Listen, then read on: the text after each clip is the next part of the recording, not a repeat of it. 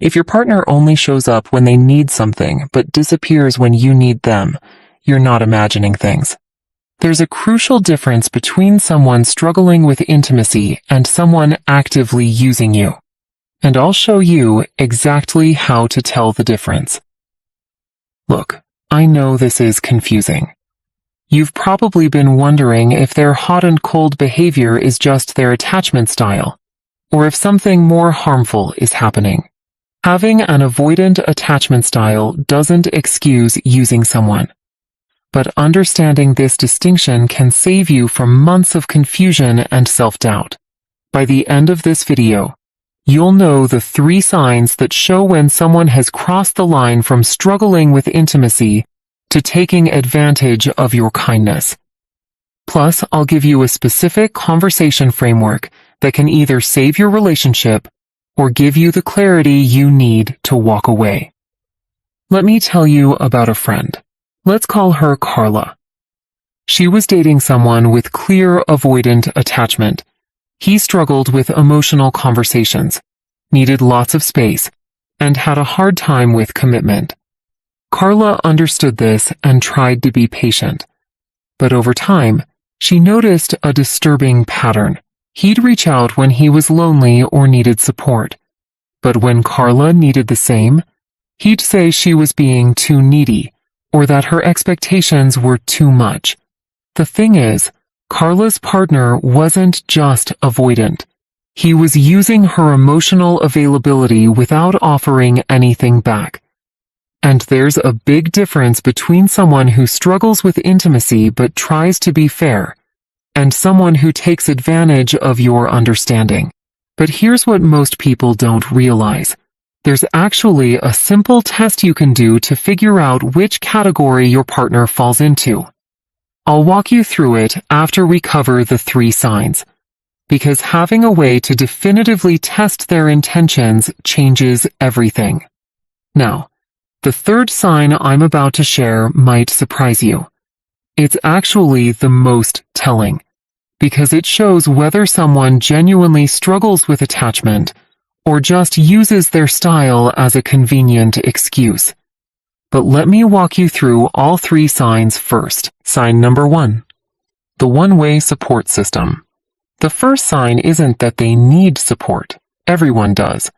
The red flag is when support only flows one direction, and they show no awareness or concern about this imbalance. Someone struggling with avoidant attachment might not naturally offer support, but when you point it out kindly, they'll make an effort. Someone using you will get defensive, make excuses, or turn it back on you. A friend told me about her ex who would call her every time he had work stress. She'd spend hours talking him through it. But when she called upset about a family issue, he said, "I'm not good with emotional stuff. You should talk to your friends about that." Notice the difference? He wasn't saying he struggled with emotions. He was saying her emotions weren't his problem. But here's what's really insidious about this pattern. It doesn't just affect the relationship. It actually starts to change how you see yourself. Most people don't realize they're slowly losing trust in their own needs and instincts. I'll show you exactly how to protect yourself from this psychological damage in just a moment. Sign number 2. Emotional taking without emotional risk. The second sign is when they take your emotional energy and support, but never offer genuine vulnerability in return. This is tricky, because they might share things with you, but pay attention to how they do it.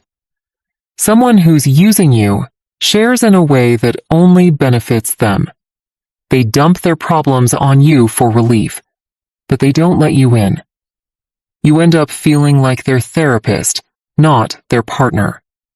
After they share, you feel drained instead of closer. Here's the key difference.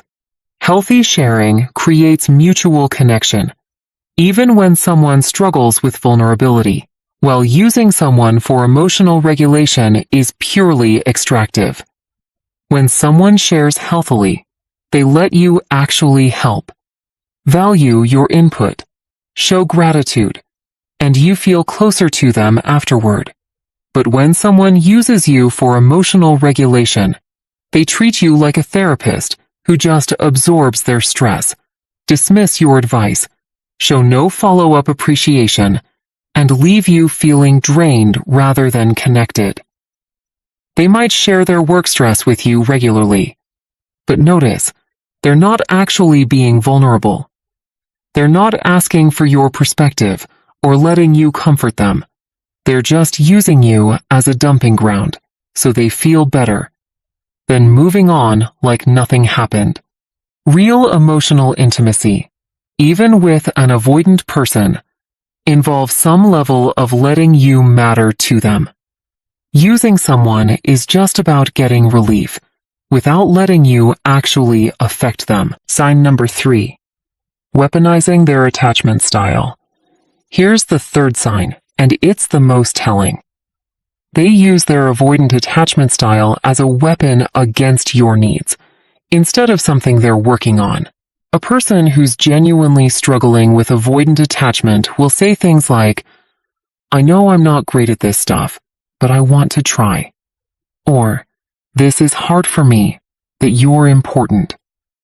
They own their struggles without making them your fault. Someone who's using you will weaponize their attachment style. They'll say things like, "You knew I was like this when we started dating." Or, "I told you I don't do emotional stuff." Or, "You're trying to change me." They use their attachment style as a shield against any accountability. The difference is huge. One person is saying, "I struggle with this, but I care about you." The other is saying, "I am what I am, and your needs don't matter." Here's a real example. When Alex's girlfriend brought up feeling disconnected, he said, "Look, I have avoidant attachment. I've told you this. If you can't handle it, maybe we're not compatible." That's weaponizing. Compare that to someone who might say, "I know I've been distant lately. This stuff is really hard for me, but I don't want you to feel disconnected. Can we figure out a way that works for both of us?" See the difference? One person is using their attachment style as an excuse to avoid responsibility. The other is acknowledging their struggle, while still caring about the impact on their partner. Here's what this all comes down to. Everyone struggles with something in relationships. People with avoidant attachment struggle with emotional intimacy and vulnerability. That's not their fault, and it doesn't make them bad people. But there's a line between struggling with something and using it as an excuse to take advantage of someone's kindness. The difference is in how they respond when you point out the imbalance. Someone who's genuinely struggling will feel bad when they realize they've been unfair. They might not change overnight, but they'll try. Someone who's using you will get angry, defensive, or try to make you feel bad for bringing it up.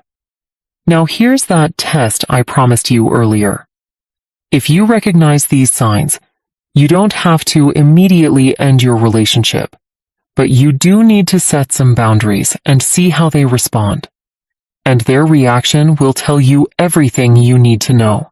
Try something like, "I understand intimacy is hard for you, and I want to be supportive, but I also need to feel like this relationship is fair. When I need support and you're consistently unavailable, it hurts. Can we work on finding a balance?" Their response will tell you everything. Someone who cares about you will hear this and try to do better, even if it's hard for them. Someone who's using you will make excuses, get defensive, or try to make you feel bad for having needs. And here's how to protect your self-trust during this process. Before you have this conversation, write down specific examples of the imbalanced behavior. When someone is using you, they'll often try to make you question your own memory and perception. Having concrete examples written down keeps you grounded in reality. Remember, understanding someone's attachment style should lead to more compassion and better communication, not to you accepting unfair treatment. You can be patient with someone's struggles, while still expecting basic respect